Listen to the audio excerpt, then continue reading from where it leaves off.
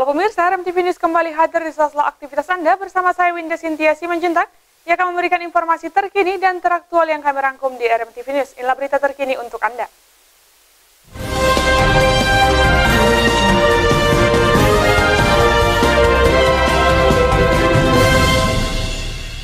Mengungkap kasus kematian bocah umur 13 tahun di Desa Siri-Sirisi, Kecamatan Dolok Sanggul.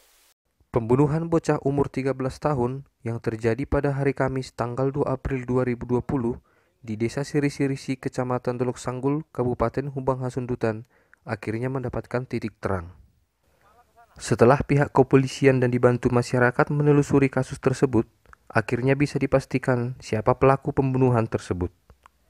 Sesuai dengan bukti-bukti yang didapat dari pelaku, yaitu JP sebagai tersangka, telah mengakui perbuatannya dengan membunuh anak tersebut. Sekira pukul 14.00 waktu Indonesia Barat, di perlandangan persambilan di Dusun Siambaton, korban pergi untuk memancing dengan membawa pancingan. Setelah sampai di tempat pemancingan, tidak lama kemudian tersangka melintasi lokasi tersebut. Pelaku mendekati korban untuk meminjam satu pancingan dari korban. Dan akhirnya pancingan pun diberikan kepada pelaku sambil mengucapkan kata yang tidak senonoh kepada pelaku. Mendengar ucapan yang tidak senonoh itu, akhirnya pelaku pun tersinggung dengan emosi tinggi. Kemudian pelaku memukul korban dengan cara memukulkan tangannya dengan sangat keras, yang mengakibatkan telinga dan hidung mengeluarkan darah dan memendamkannya ke kubangan air hingga akhirnya meninggal dunia. Banyak kepada Bapak Kapolres Hubang Hasundutan beserta anggotanya yang telah mengungkapkan kasus pembunuhan adik saya. Apabila ada kata-kata yang tak berkenan kepada saksi, kepada pihak manapun, karena keluarga kami masih bergaung atau berduka, sehingga kata-kata yang keluar kami mohon minta maaf dari keluarga korban. Saya sebagai Kepala Desa Siri-Sirisi mengucapkan banyak terima kasih untuk jajaran Polres Hubang Hasundutan, untuk Bapak Kapolres dan semua jajarannya. Itu juga Pak Kapolsek yang begitu cepat turun ke lokasi. Saya sebagai Kepala Desa menganjurkan baik saksi maupun pihak korban untuk menahan diri. Di dalam situasi ini jangan ada lagi pihak mengancam, mengadu. Itu wajar dari pihak kepolisian, berhak sesuai dengan laporan.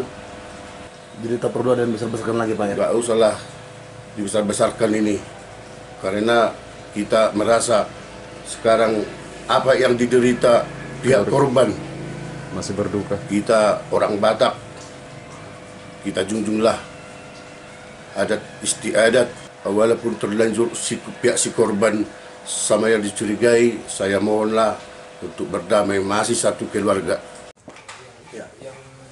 Pakaian yang digunakan korban saat ditemukan sudah tidak bernyawa oleh abangnya. Awalnya si tersangka mendatangi korban, mendatangi korban yang sedang memancing. Pada saat si korban memancing didatangi oleh si tersangka. Kemudian si tersangka meminta untuk meminjam pancing si korban, si anak.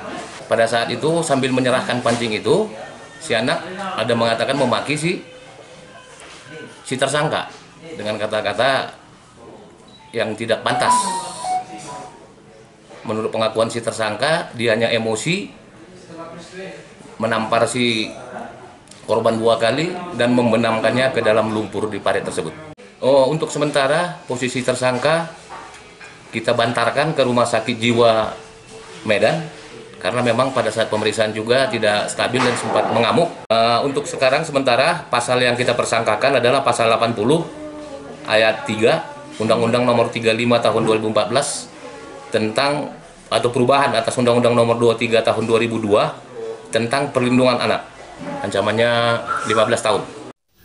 Dari Dolok Sanggul, Rahmat Tinton, Jahara Sihite melaporkan. Baik pemirsa, demikian berita terkini hari ini. Tetap ikuti berita menarik lainnya. Terima kasih dan sampai jumpa.